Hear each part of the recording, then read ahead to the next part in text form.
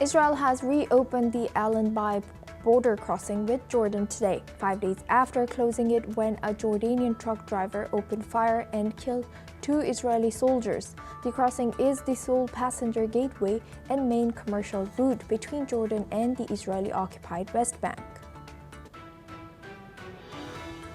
France and Saudi Arabia will host a major summit in New York today with many of world leaders. Among them, some are expected to formally recognize a Palestinian state, even as Israel and the US boycott this event. Meanwhile, Israeli officials warned of possible West Bank annexation and bilateral measures against France. Iran's atomic energy chief and vice president Mohammad Eslami have arrived in Moscow for talks. According to the Iranian embassy in Russia, this visit comes after the UN Security Council refused to permanently lift sanctions, with 3 European countries seeking to reimpose them over alleged violation of the 2015 nuclear deal. Russia has asked the UN Civil Aviation Agency to ease sanctions on aircraft spare parts and overflights, calling Western restrictions unlawful coercive measures. The sanctions have cut off Russian airlines from direct access to parts for more than 700 Airbus and Boeing jets, forcing them to rely on complex indirect import routes. South Sudan's opposition leader and former Vice President Riek Machar have appeared in court facing charges of crimes against humanity, treason, and murder over a March attack on a military base that killed over 250 soldiers. The move raises fears of returning to civil war that killed 400,000 people in the 2010s. Hundreds of demonstrators led by the Generation Z have protested for a second day in Lima against President Dina Boluarte's government, with clashes injuring at least 18 people, including 12 police officers and 6 journalists. The unrest sparked by a new pension law and fueled by widespread anger over corruption and crime. Shenzhen authorities have announced plans to evacuate 400,000 people from coastal and low-lying areas ahead of Super Typhoon Ragasa, according to official government WeChat Post. Hong Kong's airline Cathay Pacific has said it will cancel over 500 flights as a powerful storm approaches. Amazon faces trial today in Seattle federal court over FTC allegations that it used dark patterns to trick millions of customers into its $139 per year Prime service and made cancellations nearly impossible. According to court documents, the U.S. Federal Trade Commission claims Amazon knew about widespread non-consensual enrollments and resisted changes to protect revenue. French Foreign Minister Jean-Noël Barrot has stated that France's recognition of a Palestinian state is a firm rejection of Hamas and represents a significant diplomatic victory. This comes as France is set to make its formal recognition of a Palestinian state today at the United Nations in New York. This decision follows similar moves by Britain, Canada, Australia, and Portugal. On September 21st, France will be joined by 5 other nations in making the recognition official today. Kremlin has also said that Russia still believes that a 2-state solution is the only way to settle conflict in the Middle East. However, not all European powers will follow suit. Italy has said such a move could be counterproductive, while Germany has said that it could undermine efforts to reach a negotiated 2-state solution with Israel. Meanwhile, Israel's offensive in Gaza has intensified, with reports stating that the Israeli military has blown up more residential buildings, killing at least 31 Palestinians, according to the Gazan health authorities. Let's take a look at what the French foreign minister has said. La décision que le président de la République présentera cet après-midi à l'Assemblée générale des Nations unies est une décision symbolique, immédiate, politique, qui démontre l'attachement de la France à la solution à 2 États. Et donc vous dites immédiate, c'est bien ça, c'est-à-dire qu'on n'attendra pas la libération des otages ou le démantèlement du Hamas. Mais sa mise en œuvre, l'établissement des relations diplomatiques sera progressif et conditionné à un certain nombre d'éléments sur le terrain, et notamment la libération des... Qu'est-ce que vous lui répondez? Est-ce que vous assumez cette part de danger pour l'existence d'Israël? Que c'est un contresens absolu, puisque la reconnaissance de la Palestine, c'est un désaveu catégorique pour le Hamas et son isolement définitif. Et c'est donner raison à ceux qui, parmi les Palestiniens, ont choisi de renoncer à la violence et de renoncer au terrorisme. La France a repris sa place, au premier rang, dans le concert des nations. Parce qu'aujourd'hui est un grand jour pour la paix, et c'est une victoire diplomatique majeure pour la France. Now for this discussion, we're joined by Victor Vicente. He's a Middle East expert, joins us live from Ireland. Thank you, Victor, for joining us today. Welcome to NewsX World. Victor, why do you think France is very active towards the Palestine and Gaza/Israel situation? What is in it for France there?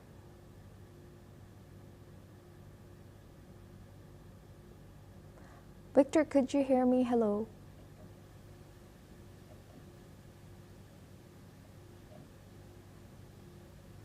Victor, are you muted?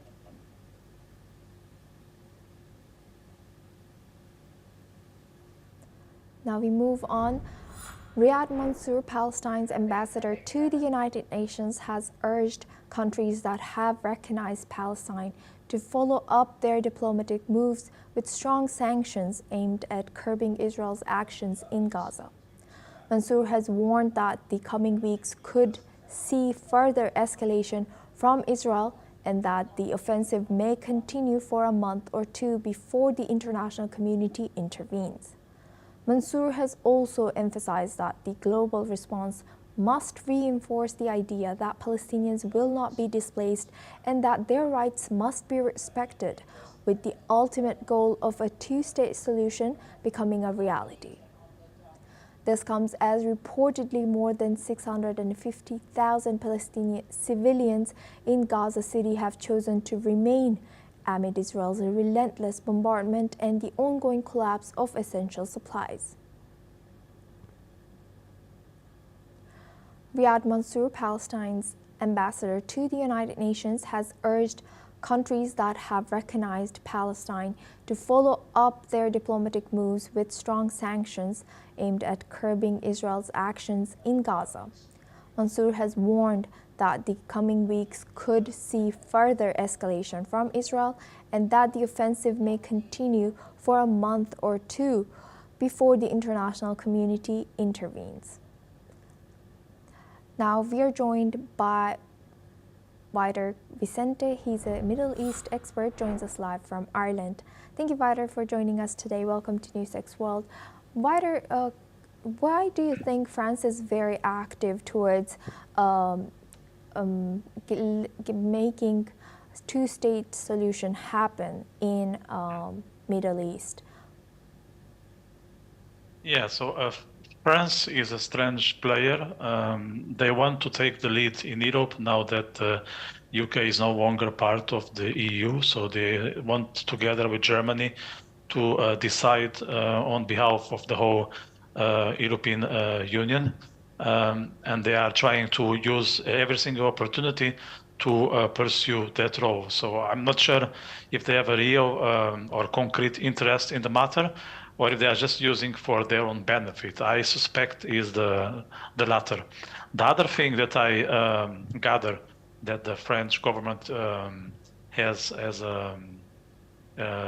something that is really a benefit for themselves is to distract from the mayhem, chaos that is taking place in French streets. We all know that France is struggling to keep peace and quiet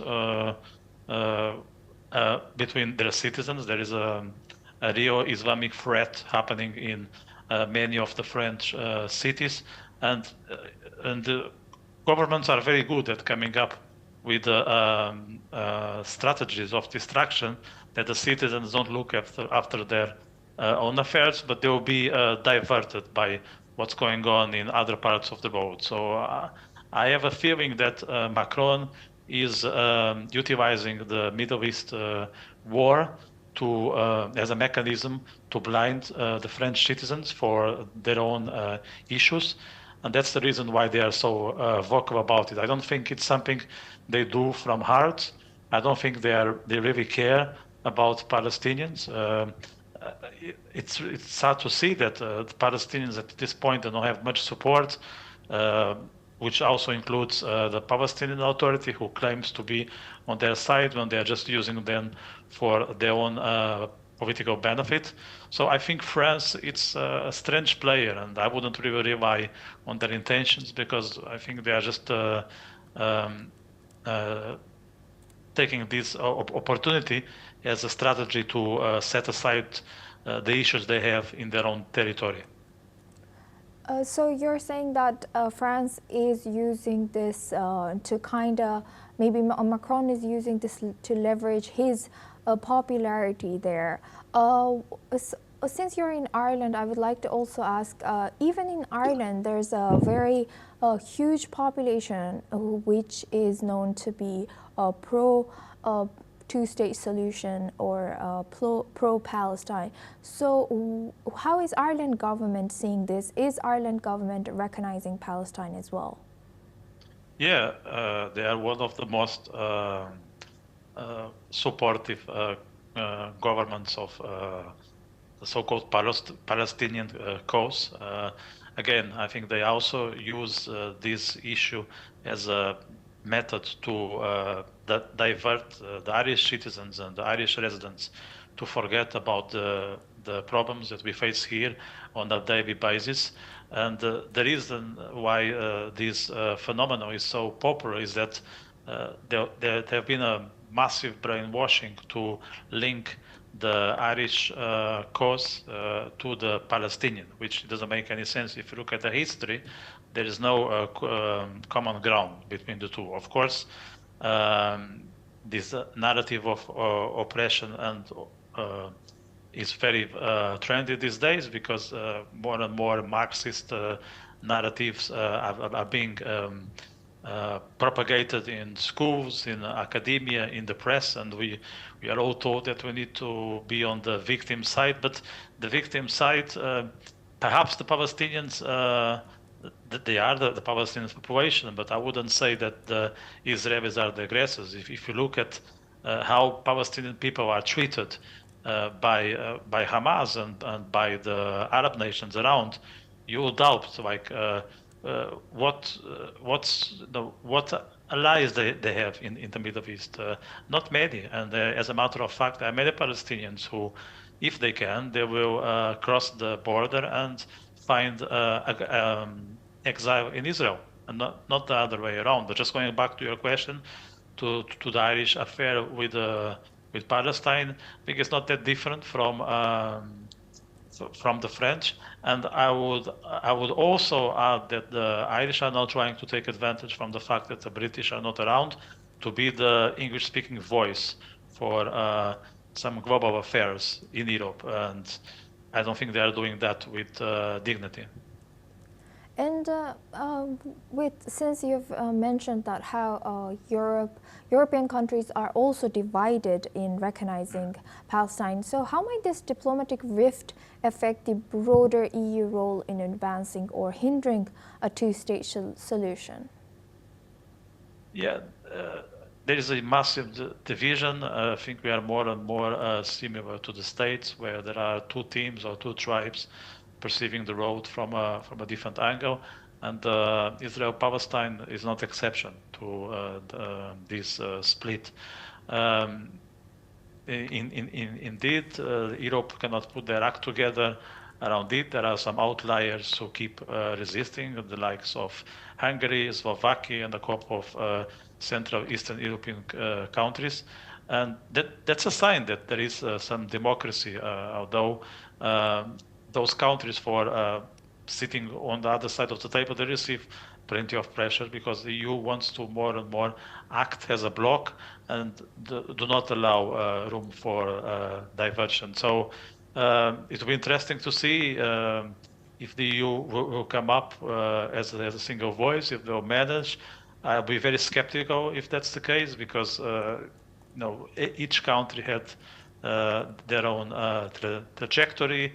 and their own struggles and obstacles. So it won't be easy to treat this continent as one, because we are all diverse, and that's the beauty of it. Right. Thank you very much, Vicente, for joining us today and sharing that insight throughout our news. Now we move on and we stay in Middle East. Lebanon has strongly condemned an Israeli airstrike in the southern part of the country that killed 5 people, including 3 children, yesterday. The Israeli military claimed that it targeted a Hezbollah operator, but acknowledged that several civilians were also killed in this attack. Meanwhile, Lebanon's Prime Minister Nawaf Salam has described the strike as a crime against civilians and warned that it sends a message of intimidation to those returning to South Lebanon. Additionally, Lebanese President Joseph Aoun, who is currently in New York for the UN General Assembly, has called the attack a massacre and urged the international community to pressure Israel to withdraw from Lebanese territory and to respect the ceasefire agreement. The ceasefire, which was agreed back in November last year after more than a year of cross-border fighting, was meant to ensure both Israel and Hezbollah pull out from southern Lebanon. However, Israel has maintained troops in several locations and continues airstrikes, claiming to prevent Hezbollah from rebuilding its capabilities. Hezbollah, in return, has refused to disarm until Israel halts attacks on Lebanese soil. Now we move on. The Kremlin has rejected Estonian allegations that Russian jets violated its airspace, calling the claims baseless and designed to escalate tensions. Moscow has stressed that Russian military pilots strictly follow international rules, insisting there has been no breach of Estonian airspace or any international law. This comes after, according to Estonia, 3 Russian MiG-31 fighter jets entered the Estonian skies without permission and remained there for a total of 12 minutes. Now we're joined by Professor Andrew Latham. He's a professor of international relations, joins us live from Minneapolis. Thank you, Professor, for joining us. Good to see you. Now, Russia is rejecting this claim made by Estonia. So what evidence has Estonia provided to support its claim, if any? Well, the evidence is thin, but it's there. They've been tracking, NATO has been tracking, and the Estonian, in this case, Air Force has been tracking these incursions. There is some doubt on the margins regarding motives, but there is little doubt that the MiGs, in this case, have actually crossed the Estonian border into NATO airspace.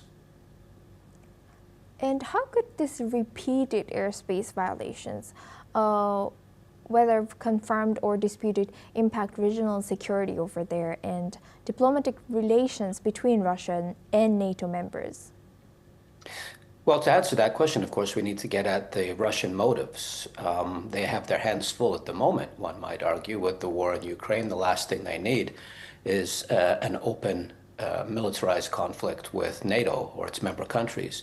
And yet, whether it's drone incursions or now fighter jet incursions, we see it happening. So it's not just an accident, and it's not dismissible. These are happening, and then the question becomes why? And the answer, I think, is pretty straightforward. On the one hand, it's simply a matter of testing NATO's defenses. Are they up to the task of excluding the Russians in the case of a shooting war? But I think more importantly, it's about signaling resolve. The Russians are serious. Do not deploy nuclear-armed F-35s to Estonia, they're telling NATO headquarters in the US. It's also about kind of salami slice tactics in the sense of creating a new status quo. Yes, Russian planes are going to violate NATO airspace. What are you going to do about it? What they have done about it, of course, is invoke Article 4, they being Tallinn, the capital of Estonia, invoking Article 4, which calls for discussion within NATO. It is not Article 5, which calls for a military response. So all in all, it makes perfectly good sense for Russia to be doing this, but they're running a risk because one never knows if how NATO will react or if it will overreact and what kind of an escalatory spiral that might kick off. For the moment, though, I'm not terribly concerned. This is business as usual. Right. Thank you very much, Professor, for sharing that. Please stay with us as we come back to you for our next discussion as well. Now we stay on this topic. The Russian attack on Ukraine's southeastern city of Zaporizhzhia killed 3 people and wounded 2 more. The attacks have been intense and emergency workers have been at the site conducting rescue operations. The Russian Defense Ministry issued a statement saying that Russian forces have taken control of the Kalynivske in Ukraine's Dnipropetrovsk region. Meanwhile, Ukrainian Governor Ivan Fedorov has said that Russian forces used at least 10 aerial bombs in the strike, damaging 15 apartment buildings, 10 private homes, and several non-residential buildings. Let's listen into what a resident of Zaporizhzhia has said. Десь чи в 5 чи в 5 от повітряної тривоги. Прочитала в телеграм-каналі, що загроза кабів. Я подумала, каби не долітають, думаю, ну нічого, лягла знову спати. І вдруг як бабахнули, потім ще я зрозуміла, що каби по Запоріжжям, потім пишуть шевчик. Ну, думаю, все, там штук 5 взривів було, ну я так виходила, вроде в мене пошкоджень не було. Потім затихло. Думаю, може вже відбій. А потім ще в 6 утра 2 страшних взрива було. Перше світло погасло, тобто виробило світло. Now we go back to Professor Andrew Latham for this discussion. Thank you, Professor, for staying with us. Now looking at the continued aerial bombings on civilian infrastructure from both sides, how do you think the information warfare is being used in this Ukraine and Russia's war? Yeah, well, this is another instance of the Russians behaving in a military sense, not in a moral sense, but in a military sense, very rationally. These bombs, whether they be drones or aircraft launched bombs, are cheap. They're inexpensive. What's really expensive is the air defenses needed to shoot these down, to intercept them, to mount rescue operations, to reconstruct after the war, the shooting war is over. So it makes sense. You invest a little and you get a lot. Again, this was a strike on the city of Zaporizhzhia, not the nuclear facility, but it's close by, and one never knows. Bombs go astray, things happen in war. So there's some concern there. With respect to the information war, Ukraine has an interest in making this out to be an egregious violation of international law, indiscriminate targeting of civilians, which is illegal under international law. And the Russians have an interest in portraying this and framing this as merely war as usual, business as usual. Yes, unfortunately, civilians die in war, but we have military targets. We're well within our rights. In the West, I think the Ukrainians are winning the information war. In the rest of the world, I'm not so sure. I think the Russians are making a case in various countries around the world that people want to hear, and that's what they're hearing.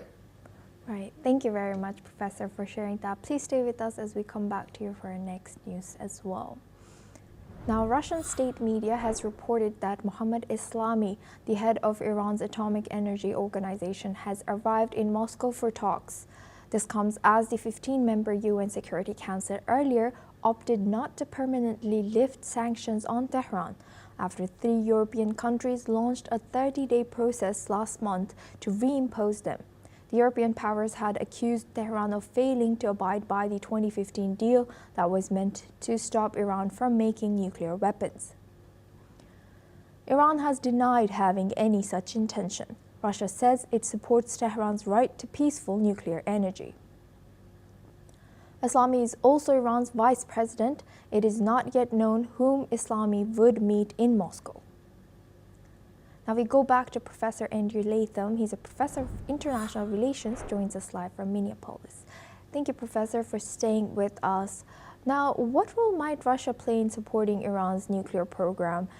And why this timing that Iranian vice president is visiting Russia while the UNGC is meeting in New York? Well, to go to your second question first, the timing is everything here. The British, the French, and the Germans have threatened to and initiated a process of re-establishing the really harsh sanctions that were in place before President Obama negotiated the JCPOA, the Iran nuclear deal. And under the terms of that deal, Iran was to allow international inspectors to go to its civilian nuclear sites to make sure that they weren't being used to develop nuclear weapons. And in return, they got vast, wide, broad sanction relief, which was really important to their economy. But here's the catch. If Iran in the future, the deal said, were to stop these inspectors, then the sanctions would snap back. That's the language that was used, snap back. And that's what's happening now. They've come to the determination, Britain, France, and Germany have come to the determination that the Russians are in fact helping the Ukrainians not just to develop civilian nuclear power, but to use that technology to develop nuclear weapons, military nuclear power. Iran has to be very concerned about this because its economy is not doing well. And if these sanctions are snapped back and begin to bite, they're going to suffer enormously. So what does Iran do in situations like this? They go to the back door, which is Moscow. Can you help us? Can you help us at the General Assembly, the Security Council? Can you help us continue with our nuclear program? Can you run interference for us? Please, please, can you help us? That's what's happening here. And how could Mohammed Islami's visit to Moscow, you've already mentioned the reason behind this timing, influence this future of the 2015 nuclear deal and Iran's diplomatic standing? Well, again, this is almost an information war. Iran wants to present itself as a respectable member of the international community, and as such is entitled to have a civilian nuclear power project. And that's the way it and Russia have tried to represent what's going on the ground there. Washington and Jerusalem and a number of other capitals, now London, Paris, and Berlin apparently, think that that's not what's going on here, that this is a cover for a secret nuclear weapons program, and that's illegal under international law. And that's where these snapbacks key in. So it is about information warfare. It's about shaping the way the international community views what you're doing. If those countries that are favorably disposed toward Iran see this as Western arrogance again, punishing a member of the global South for doing what they have done a long time ago, and people who see things through the lens of Jerusalem or London or Washington say, Iran is up to no good, we have to stop them. Right. Thank you very much, Professor Andrew Latham, for joining us and sharing your insight throughout our news. Now we move on to our next news. Heavy rains in Spain's Catalonia has left 1 person dead and 1 missing in the Sant Quintí de Mediona region today. Local authorities have stated that the victim is a minor believed to have been traveling by car with his father when their vehicle was swept away by rain. Search operations have been continuing today, with 87 firefighters mobilized to locate the missing person. Meanwhile, the bad weather has also led to evacuations and cancellations at Barcelona airport, stranding hundreds of passengers who were unable to board their flights. Moreover, traffic on Catalan roads was severely disrupted with kilometer-long jams and partial road closures due to dangerous conditions. Now we move on to our next news. The Miami-based National Hurricane Center has said that Gabrielle has become a Category 1 hurricane after its top sustained winds rose to 75 meters per hour. Gabrielle was centered some 320 miles southeast of Bermuda and was moving to the north-northwest at 10 meters per hour.